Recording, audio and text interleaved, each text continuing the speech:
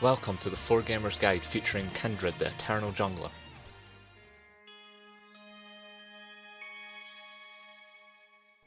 Kindred's core personality is a duplicity that allows her to confuse and distract her opponents by marking targets and then choosing whether she wants to engage or misdirect the opponent's attention to the marked target in order to gank a different lane. Kindred excels at creating meaningful opportunities to counterplay. These counterplays can quite literally be done by Lamb's Respite, but it's also done in a much broader sense via the mark of the Kindred. As Kindred, you want to prioritize mobility and attack speed. These two things will be key in order for you to gain more marks and do more damage during the mid game.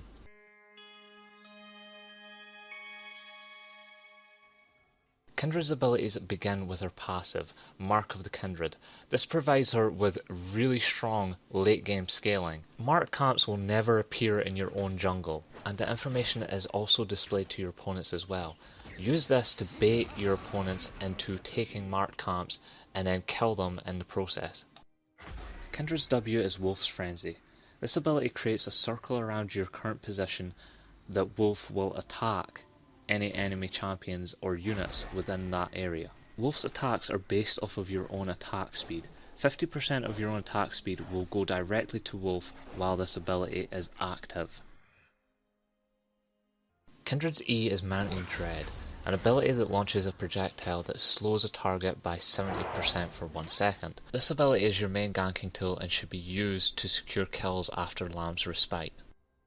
Kindred's Q Dance of Arrows is a small range dash that unleashes 3 bolts to nearby enemies that will do physical damage upon contact. At max rank, this ability will go down to a 2-second cooldown when used in Wolf's territory. Finally, Kindred's R is Lamb's Respite. This creates an AoE circle around Kindred that will prevent you from being dropped below 10% health for 4 seconds. If you do reach 10% health, you will not be able to heal above 10% health for the duration of Lamb's Respite. This ability will not only save your own team's life, but will save the lives of your opponents as well. Therefore, you should only use this at the edge of a team fight where it will affect more of your allies than your opponents.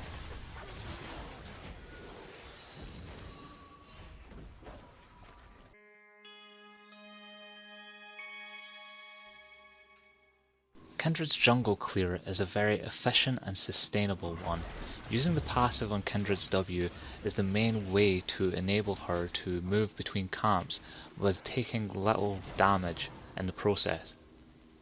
When kiting monster camps, the best thing to do is to move to the very extreme limits of that camp and then move to the exact opposite side. Kindred's W will gain stacks as you auto attack or move.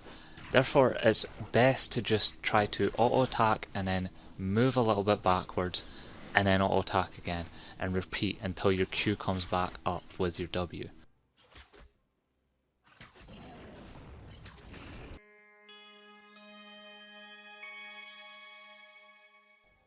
The first thing you want to master on Kindred is awareness. Awareness of where the jungler might be, awareness of who's in the lane, awareness if they have wards.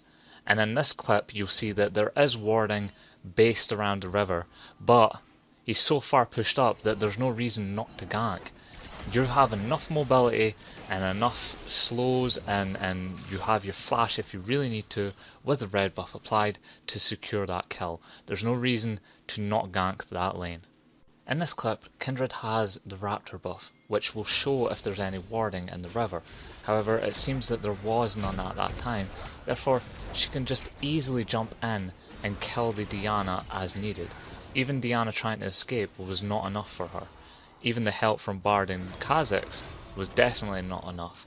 Now, if you watch further into this, you'll see that the level 6 power spike is what truly matters in this fight. Knowing that you can just be aggressive afterwards and continue the fight as you see fit, since it's a level 4 Bard to a level 6 Kindred, it ends up baiting the Sivir into an easy death and even gets her flash.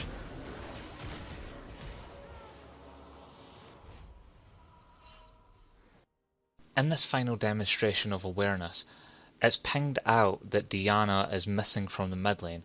Knowing that she could only go bot lane or top lane or back, it was just the instinct of the Kindred to move toward top lane just in case, and then the ward kind of spots her out. So if you follow her movements, you can kind of track where she's going to be, making her a really easy mark to pick up.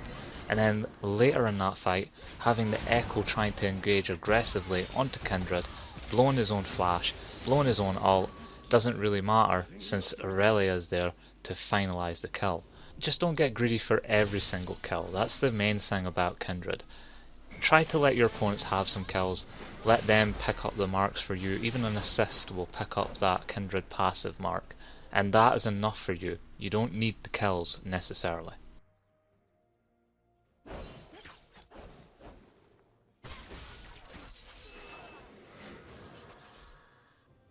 One of the best things I can teach you about is vision denial.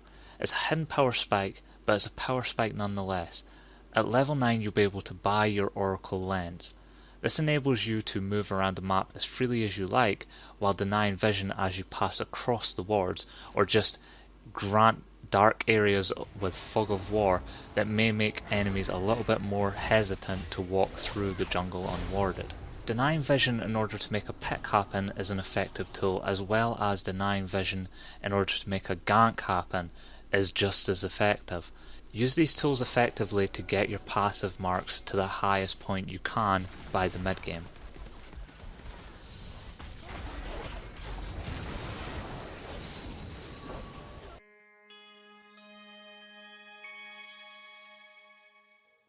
As Kindred, it's much more beneficial to teamfight with a numbers advantage. You really do excel at skirmishes and 4v5s, but you don't want to go in for full 5v5s unless you've got an extreme lead. That being said, Kindred still has good tank suppression as well as burst damage to the squishier targets.